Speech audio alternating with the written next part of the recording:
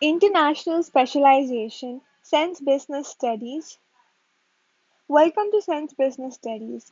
Please do subscribe and like. Don't forget to share. Also, I have my own YouTube channel called Crazy IGCSE where you can learn 7 IGCSE subjects. So please go and look at that too. So specialization is when a nation concentrates its productive efforts on producing a limited variety of goods and services in which they're really efficient and productive at and have an advantage over other economies. So some countries are specialized in one type of a product, like Saudi Arabia is specialized in oil. So, for example, due to the existence of vast oil and gas reserves in the region, Middle Eastern countries concentrate their production on petroleum and have made a fortune off of it. Specialization is determined on the basis of either resource allocation or of cost of production. Now, there are two types of advantage: absolute advantage and comparative advantage. Absolute advantage is when one country can produce more efficiently than another by producing more of a good or a service with the same amount of resources, or producing the same amount of good or service with fewer resources. So an example is India has an absolute advantage in operating call centers because of its abundant and cheap labor force compared to the Western countries. The comparative advantage is when one country can produce a good at a lower opportunity cost. That means in terms of other goods and services being foregone than in other country.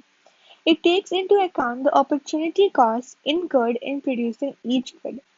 An example is India may have an absolute advantage in operating call centers against Philippines, but it has a low opportunity cost in other IT industries than Philippines. Thus, Philippines has in recent years seen a growing call center industry, while India has seen their decline. Now, the advantages of specialization is economies of scale and efficiency. So this is like specialization by individuals. Countries can specialize in what they do best.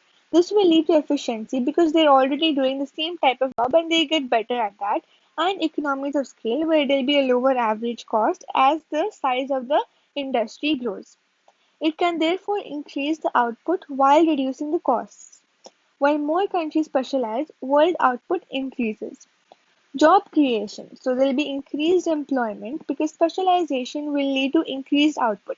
Now, the increased output means that there'll be more labor needed to produce this output. Therefore, it will lead to more investment.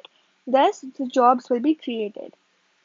Moreover, it requires skilled labor and thus the earnings are higher.